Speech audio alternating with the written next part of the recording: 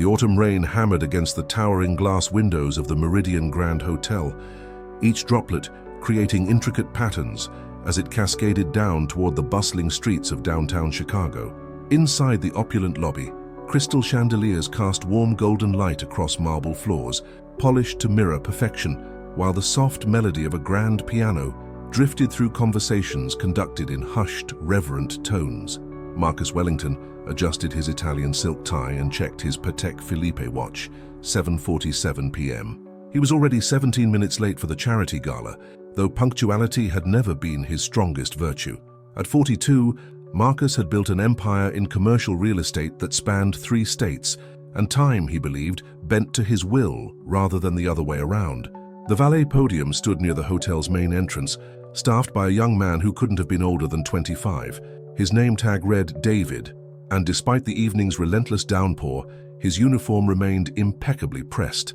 David's warm brown eyes held a mixture of determination and quiet dignity that spoke of someone working multiple jobs to chase a dream bigger than his current circumstances. Marcus's obsidian black Bentley Mulsanne pulled up to the entrance with the grace of a predator, its chrome details gleaming under the hotel's elaborate lighting. The vehicle represented more than transportation. It was a statement, a symbol of success that announced his arrival before he even stepped foot inside any establishment. "Good evening, sir," David said, stepping forward with practiced professionalism as Marcus emerged from the driver's seat. The young valet's voice carried a slight southern accent, warm and genuine despite the formal setting. "Beautiful car. I'll take excellent care of it for you." Marcus barely acknowledged the greeting, his attention already focused on his phone screen where stock prices and real estate notifications competed for his attention. Without looking up, he tossed the keys in David's general direction. The keys arced through the air, and David caught them with quick reflexes, though they nearly slipped from his rain-dampened hands. "Premium parking?" Marcus muttered, finally glancing up with cold, calculating eyes that had negotiated million-dollar deals and crushed competitors without hesitation. "And be careful with the paint. That car costs more than most people make in 3 years." David nodded respectfully, though something flickered across his expression. Not resentment, but a quiet assessment of the man before him. "Of course, sir. I'll personally ensure it receives the best care. The covered section will keep it completely dry." As Marcus strode toward the hotel entrance, his handmade Oxford shoes clicking against the wet pavement, David called after him. "Sir, will you be needing the vehicle this evening, or should I plan for extended parking?" "I'll decide when I decide," Marcus replied without turning around, his voice carrying the dismissive tone of someone accustomed to having every whim catered to without question or planning. The hotel's interior enveloped Marcus in familiar luxury.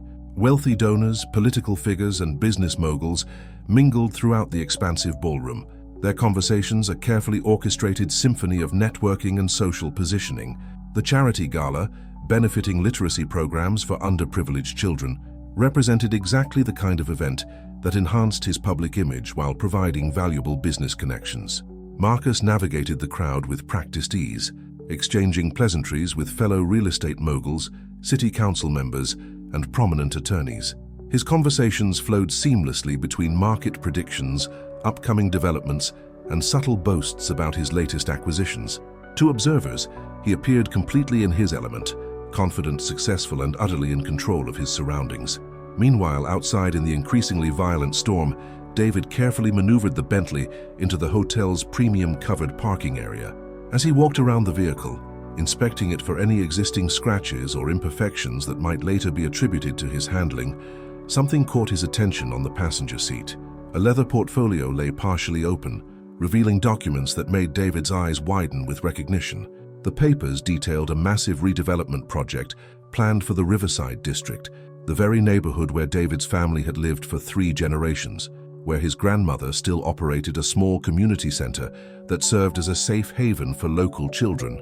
David's hands trembled slightly as he glimpsed the scope of the project. Entire blocks marked for demolition, families displaced, small businesses shuttered to make way for luxury condominiums and high-end retail spaces. The community center where he had learned to read, where his younger sister now tutored elementary students, was scheduled to be torn down within 6 months.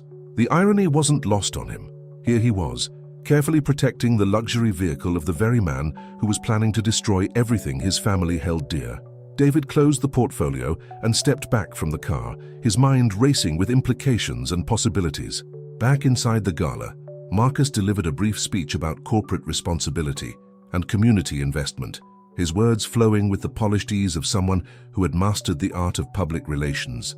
The audience applauded appreciatively, and several potential business partners approached him afterward with investment opportunities and collaboration proposals.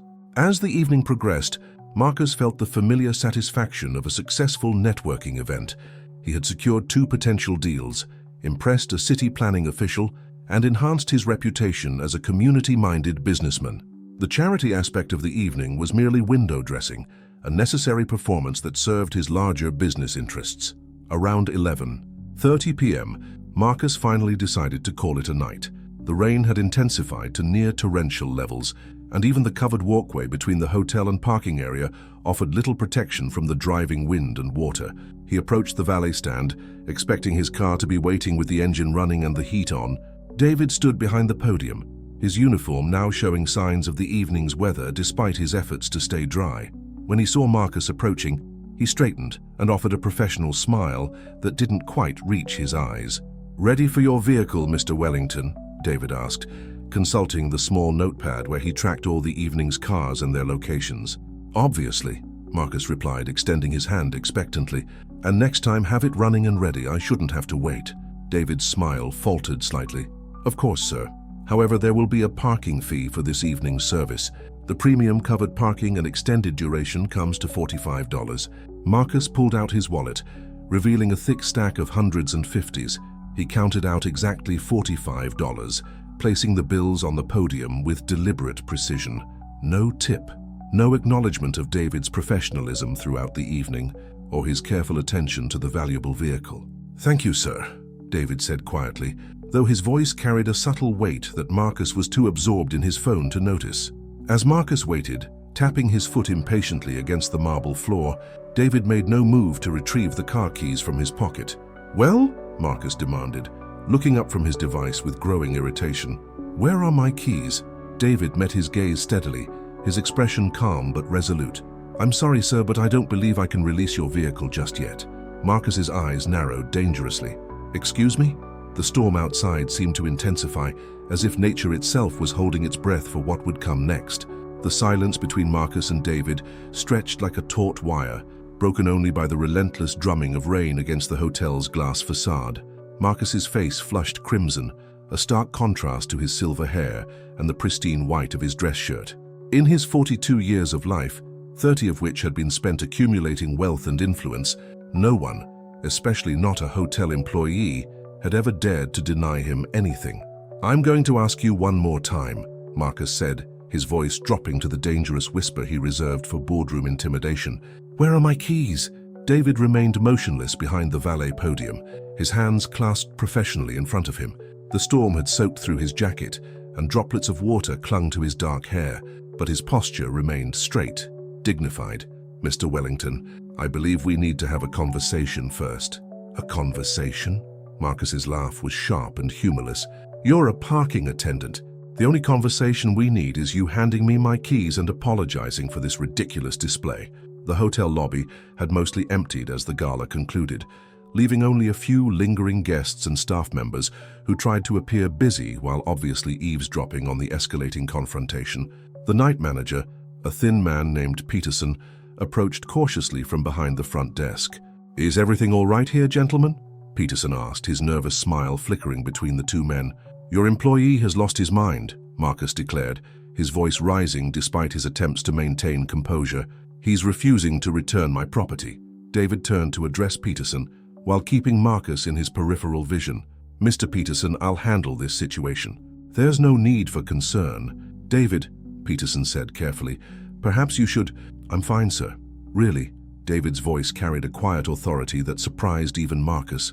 "Just give us a few more minutes." Peterson hesitated, clearly uncomfortable with the situation, but ultimately trusting his reliable employee. He retreated to the front desk while maintaining visual contact with the unfolding drama. Marcus pulled out his phone with theatrical precision. "I'm calling hotel security, and then I'm calling my attorney. You'll be unemployed within the hour, and I'll make sure you never work in hospitality again." "Mr. "Wellington," David said calmly, "before you make those calls, I think you should know that I've seen the documents in your car." The phone froze halfway to Marcus's ear. His eyes, previously blazing with indignation, now sharpened with calculated wariness. "What documents?" "The Riverside District Redevelopment Project." David's voice remained steady, but emotion flickered beneath the professional veneer. "The community center on Elm Street, the Mitchell family grocery store, Mrs. Rodriguez's apartment building where she's raised 4 children, all scheduled for demolition." Marcus lowered his phone slowly, his business instincts taking over from his initial rage. Information was currency, and this parking attendant had somehow acquired valuable intelligence. "Those are confidential business documents. If you've tampered with private property—" "I didn't tamper with anything," David interrupted, his first sign of emotional intensity breaking through his composed facade. "The portfolio was open on your passenger seat. Hard to miss when you're being careful not to damage a car worth more than my family's house." The two men stared at each other across the marble expanse of the lobby floor. Marcus's mind raced through the implications. The Riverside project was still in preliminary stages, with city council approval pending. Any public exposure could complicate negotiations and potentially derail months of planning. "What exactly do you want?" Marcus asked, his tone shifting from outrage to the cold calculation of a businessman recognizing a negotiation. David took a deep breath, and for the first time Marcus noticed the young man's hands trembling slightly. Not from fear, but from the weight of what he was about to reveal. "The community center on Elm Street. That's where I learned to read," David began, his voice growing stronger with each word. "I was 7 years old, struggling in school because my parents worked 3 jobs between them and couldn't help with homework. Mrs. Chen, the volunteer coordinator, stayed after hours every Tuesday and Thursday to tutor kids like me." Marcus's expression remained impassive, but he didn't interrupt. "That center has served our neighborhood for 23 years, David continued. "It's where teenagers go instead of the streets, where mothers bring their children when they need a safe place, where elderly residents gather for meals because they can't afford groceries some weeks." "Very touching," Marcus said dryly, though his sarcasm lacked its earlier venom. "But that has nothing to do with my car keys." "It has everything to do with your keys," David replied firmly. "Because I'm not just a valet, Mr. Wellington. I'm a third-year law student at Northwestern. I work here 3 nights a week to pay for school, and I spend my days studying contract law, property rights, and urban development regulations." Marcus's eyebrows rose slightly, the first crack in his dismissive facade.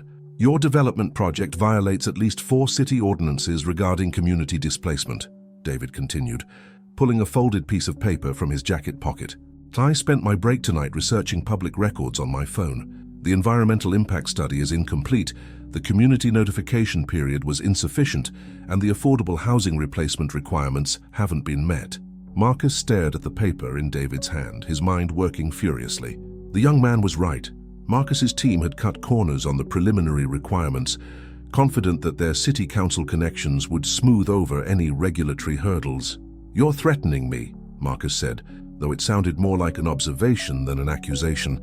"I'm offering you an opportunity," David corrected, "to do the right thing voluntarily before someone forces you to do it legally." The storm outside seemed to intensify, and a flash of lightning illuminated both men's faces, Marcus's pale with dawning realization, David's set with determined resolve. "What do you propose?" Marcus asked quietly.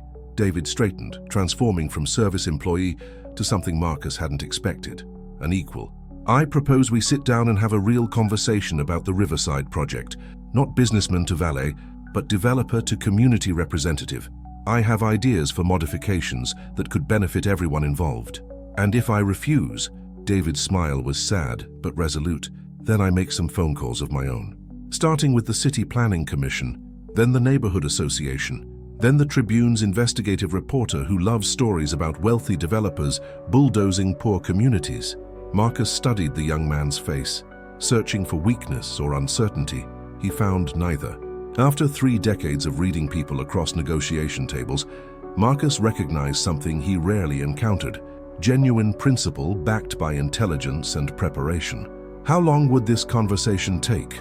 Marcus asked finally. "As long as it needs to take," David replied.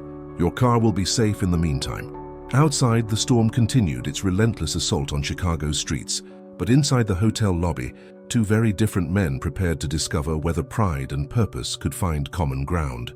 20 minutes later, Marcus Wellington found himself in a position he hadn't experienced in years, sitting across from someone who wasn't trying to impress him, sell him something, or seek his approval. The hotel's executive conference room, secured through Peterson's nervous cooperation, felt smaller than its actual dimensions as the two men faced each other across a polished mahogany table. David had shed his wet valet jacket, revealing a simple white dress shirt that, while clearly not expensive, was immaculately maintained. His posture remained professional, but the servile deference was gone, replaced by the quiet confidence of someone who had spent countless hours in study groups and mock trials at Northwestern Law. "Before we begin," Marcus said, adjusting his cufflinks with practiced precision, "I want to understand exactly what you think you're accomplishing here. This is extortion, plain and simple." "No, Mr. Wellington," David replied calmly, spreading several printed pages across the table. "Extortion would be demanding money or threatening to expose illegal activity. I'm proposing a legitimate business discussion about community impact and sustainable development." Marcus glanced at the documents, city ordinances, zoning regulations, and community impact studies that David had somehow compiled during his work breaks. The thoroughness was impressive, even if the source was insulting to his professional pride. "How you've done your homework," Marcus admitted grudgingly, "but you're missing the bigger picture. The Riverside district is economically stagnant. Property values are declining, businesses are closing, and young people are leaving.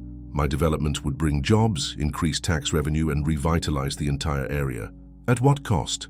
David leaned forward, his brown eyes intense with passionate conviction. "Mrs. Rodriguez has lived in her apartment for 18 years. She's raised 4 children there, watched them graduate from Lincoln High School. Where does she go when you tear down her building? The luxury condos you're planning rent for 3 times what she can afford." Marcus felt a familiar twinge of irritation, the same feeling he experienced when city planners raised similar objections during project meetings. "Development requires sacrifice. You can't make progress without displacing some existing structures." "Structures?" David's voice sharpened. "These aren't just structures, Mr. Wellington. They're homes, communities, lives." The storm outside had settled into a steady downpour, creating a rhythmic backdrop to their increasingly heated discussion. Marcus studied David's face, noting the passion but also the intelligence behind his arguments. Despite himself, he was beginning to respect this young man's preparation and conviction. "Tell me about your background," Marcus said, changing tactics. "Beyond the law school and the part-time jobs, where did you grow up?" David hesitated, clearly recognizing the shift in conversation, but uncertain of Marcus's motives. "Why does that matter?" "Humor me." After a moment, David answered, "Born and raised in Riverside. My father works construction when his back allows it. My mother cleans office buildings downtown. Probably some of your buildings, actually. I have a younger sister, Elena, who's a senior at Lincoln High. She wants to be a teacher, and you want to be a lawyer to save the neighborhood." "I want to be a lawyer because I've seen what happens when people don't have advocates," David corrected. "When landlords raise rents arbitrarily, when employers violate wage laws, when developers promise community benefits that never materialize."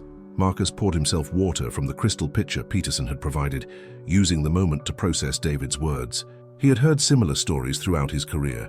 The human cost of progress was always someone else's concern, handled by social services and community organizations he generously supported through tax-deductible donations. "What if I told you the community center could be relocated?" Marcus asked finally. "A new facility, better equipped, in a different part of the district." "Where?" David's tone remained skeptical. "And who pays for the transition?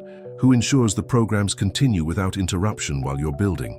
Marcus pulled out his phone and opened his development portfolio, sliding it across the table. "The northern edge of the project area. We could incorporate community space into the mixed-use complex. Modern facilities, updated technology, larger capacity." David examined the plans carefully, his law student training evident in how thoroughly he analyzed each detail. "This shows commercial space on the ground level, retail and restaurants. How does that serve the community that currently uses the center?" "It doesn't have to be either or," Marcus found himself saying, surprised by his own words. "Mixed-use development can include community services alongside commercial ventures." For the next hour, they pored over the development plans together. David's questions were pointed and well-informed. He understood zoning restrictions, building codes and community impact requirements better than many professional consultants Marcus had worked with. More importantly, he understood the human element that Marcus's team had largely ignored. "What about Mrs. Rodriguez and the other long-time residents?" David pressed. "Your plans show 70% luxury units, 30% market rate. Where's the affordable housing?" Marcus rubbed his temples, feeling the beginning of a headache. Affordable housing doesn't generate sufficient return on investment. The profit margins are too thin to justify the construction costs. "But the city ordinances require 20% affordable units for any development over 50 units, David countered, pointing to the relevant regulation. "You're planning 240 units. That means you need 48 affordable apartments, which we plan to fulfill through in-lieu fees," Marcus replied, "paying the city to build affordable housing elsewhere." Elsewhere meaning outside the neighborhood, displacing the community you're claiming to revitalize. Marcus stared at the young man across the table, recognizing a sophisticated understanding of urban development politics that he hadn't expected. David wasn't just passionate, he was informed, strategic, and surprisingly pragmatic. "What do you propose?" Marcus asked, and this time the question wasn't dismissive. David pulled out a worn notebook filled with handwritten calculations and sketches. "What if we redesigned the project to genuinely serve the existing community while still meeting your investment goals? Mixed-income housing, community space integrated throughout the development, local business incentives to prevent displacement. That would require significant design changes," Marcus pointed out. "Increased costs reduced profit margins, but also reduced regulatory hurdles, community support instead of opposition, and positive media coverage," David countered. "How much is the Riverside Neighborhood Association lawsuit going to cost you? Because I guarantee they'll file one the moment this project becomes public." Marcus paused, his business instincts recognizing the validity of David's argument. Community opposition had derailed or significantly delayed several of his previous projects. The legal costs, permit delays, and negative publicity could easily exceed the reduced profits from a more community-friendly approach. "You're asking me to fundamentally rethink a project I've spent 2 years developing," Marcus said.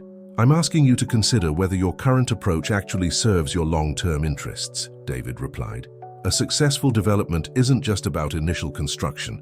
It's about creating a sustainable community that maintains property values and attracts quality residents." The room fell silent, except for the steady rhythm of rain against the windows. Marcus found himself genuinely considering David's proposals, weighing them against his standard development model with a perspective he had never applied before. "If I agree to explore these modifications," Marcus said slowly, "what guarantee do I have that you won't use what you learned tonight against me?" David met his gaze directly. "You have my word. But more than that, you have my investment in finding a solution that works for everyone. I want to see Riverside thrive, Mr. Wellington. I just don't want to see it destroyed in the process."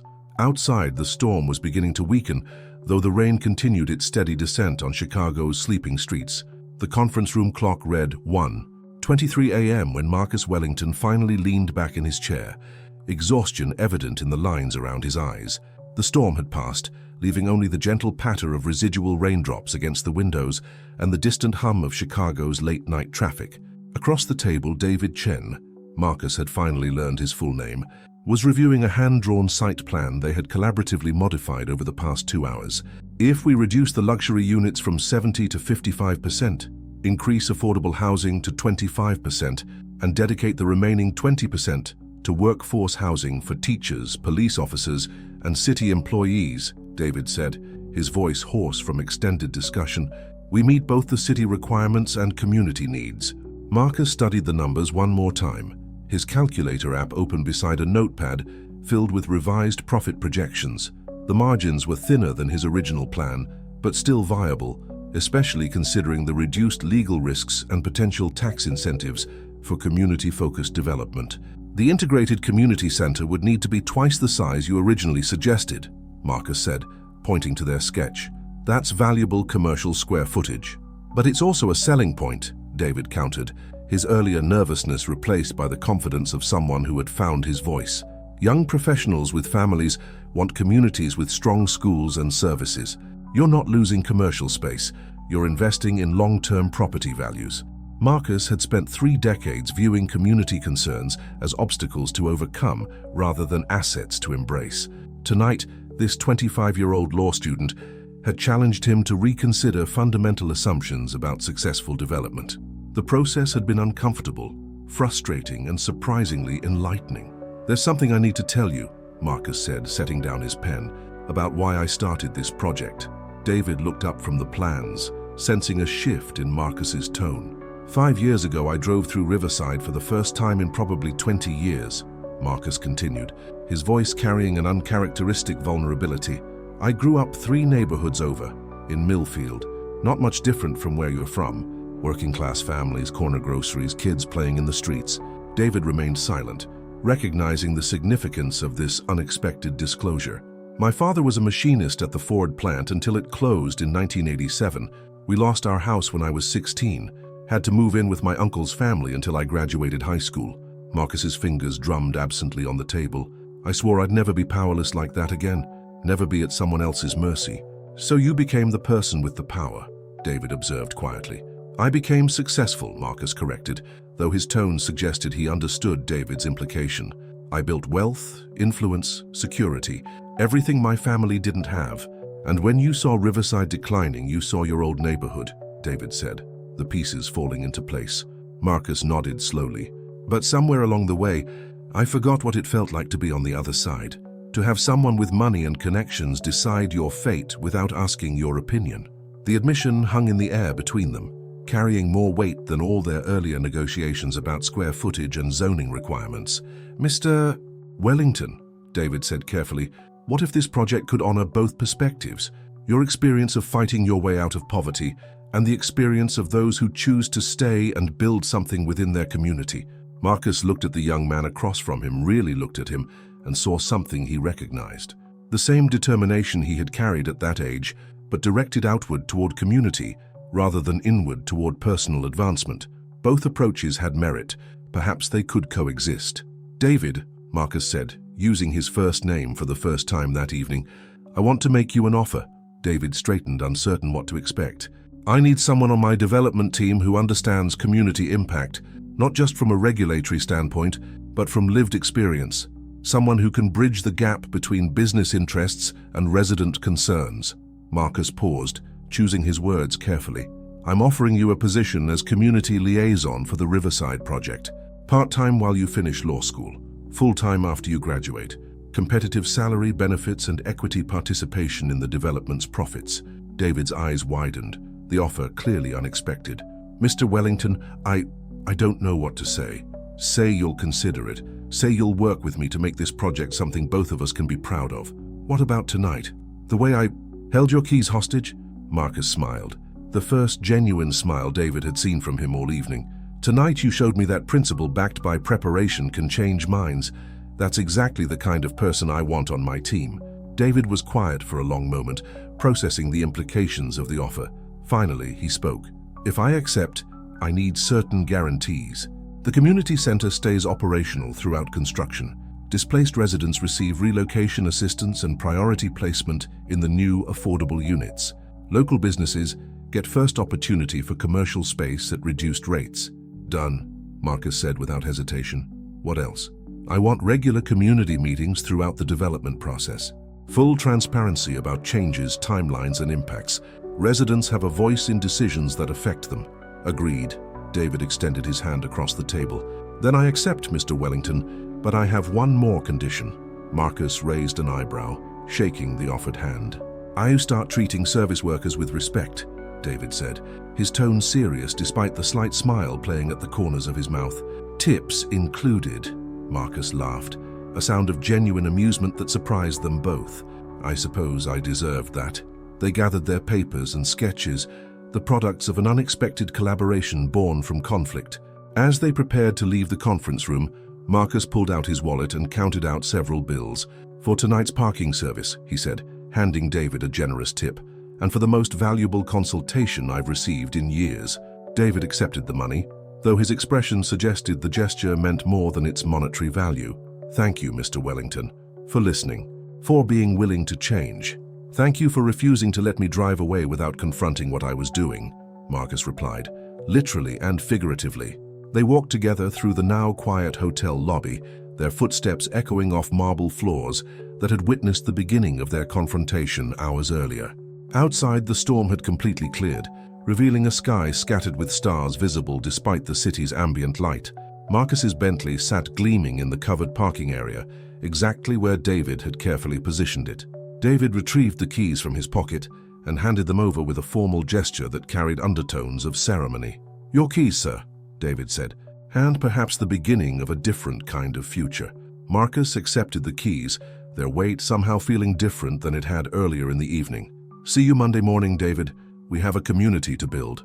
As Marcus drove away into the Chicago night, he reflected on the unexpected turns that had brought him to this moment.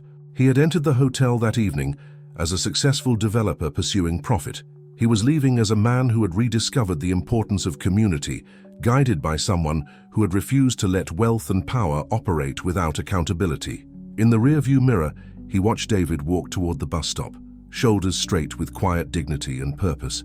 Tomorrow they would begin the work of transforming Riverside District together, not as conqueror and conquered, but as partners united by a shared vision of development that honored both progress and place, both ambition and community. The millionaire had refused to tip the valet, and in doing so had discovered something far more valuable than money: the possibility of building a legacy that served others as well as himself. 6 months later, the morning sun cast long shadows across the construction site that had once been the vacant lot next to Lincoln High School. David Chen stood at the edge of the bustling work zone, wearing a hard hat and safety vest that still felt foreign despite 6 months of wearing them daily. In his hands, he held a tablet displaying the latest progress reports and community feedback surveys that had become an integral part of the Riverside Renaissance project. Marcus Wellington approached from the temporary site office, his own hard hat slightly askew, and his typically immaculate appearance showing the dust and wear of hands-on project management. The transformation in his daily routine had surprised everyone, including himself. Where he once managed developments from air-conditioned conference rooms, he now spent mornings walking the construction site and afternoons in community meetings. The Rodriguez family moved into their new apartment yesterday, David reported, scrolling through his notes. "Mrs. Rodriguez says the kitchen is twice the size of her old one, and she can see the community garden from her living room window." Marcus nodded, checking something off his own list. "That makes 18 families successfully relocated. How are we doing on the local hiring targets?" 43% of construction workers are Riverside residents, David replied with satisfaction. "Your foreman says productivity is actually higher because the crew has personal investment in building quality housing for their own neighbors." The sound of hammering and heavy machinery provided a constant backdrop to their conversation, but it no longer felt intrusive to the community.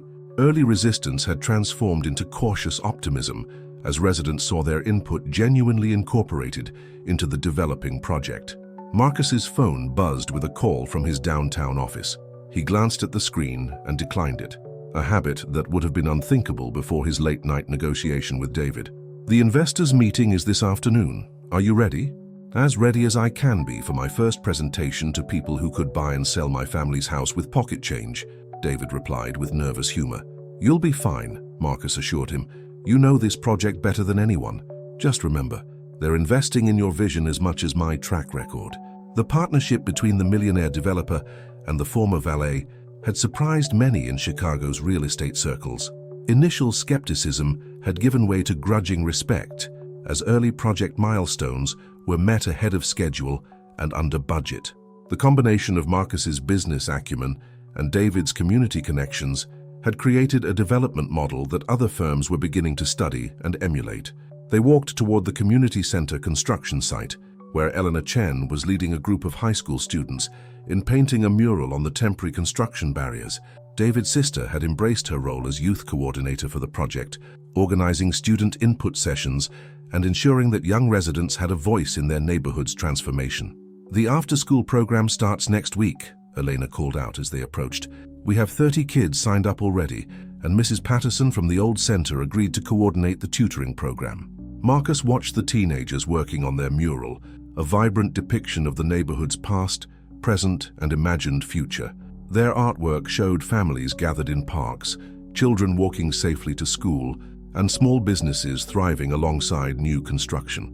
It was a vision he had never considered during his original development planning. Mr.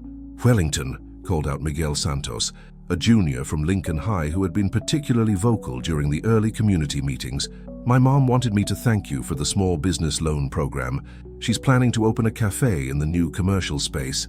Marcus felt an unfamiliar warmth at the recognition. Throughout his career, success had been measured in profit margins and square footage. Now he found equal satisfaction in knowing that Mrs. Santos would achieve her entrepreneurial dreams because of decisions he had made. As they continued their sight walk, David's phone rang with a call from Northwestern Law School.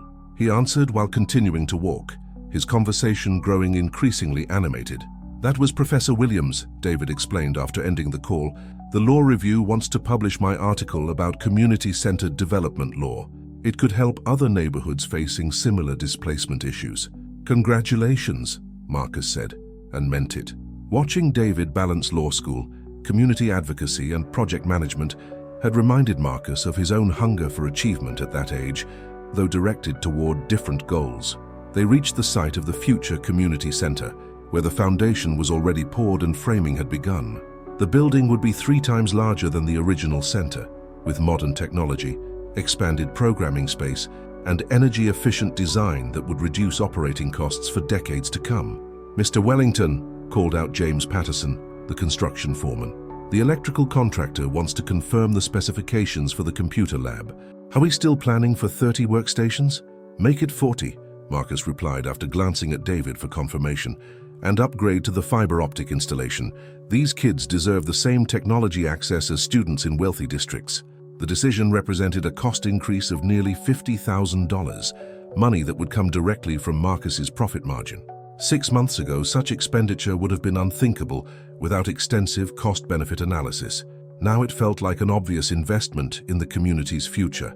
As noon approached, they headed back toward the site office to prepare for the afternoon investor meeting. David had been working for weeks on a presentation that would demonstrate the project's financial viability while highlighting its community impact achievements. "Are you nervous about facing the investors?" David asked as they walked. "Honestly, yes," Marcus admitted. "I'm asking them to accept lower initial returns in exchange for long-term community stability and sustained property values.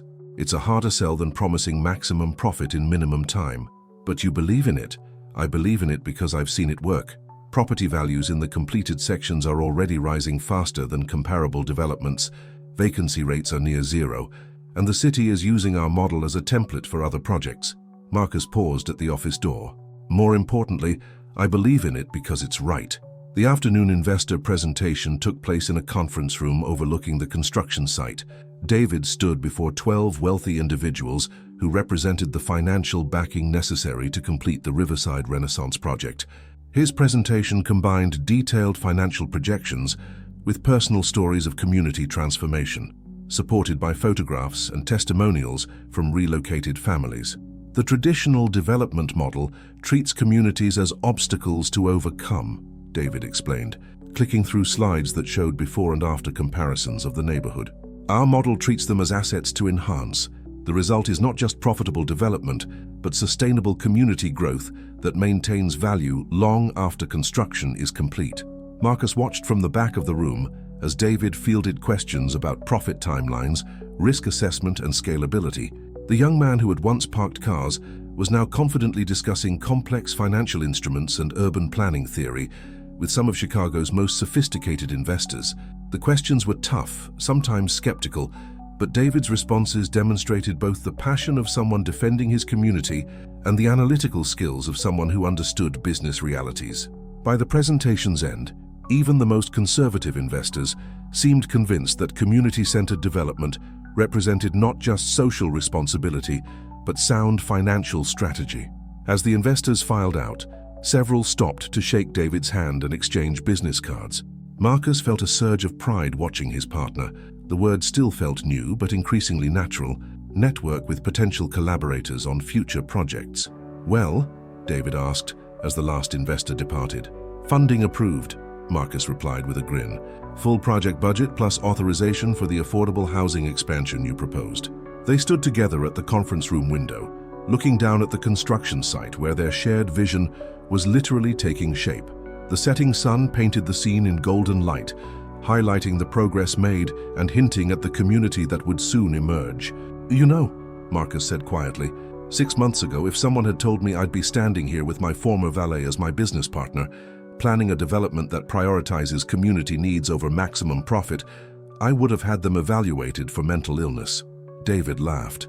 6 months ago, if someone had told me I'd be presenting to millionaire investors about community development theory, I would have assumed they had me confused with someone else.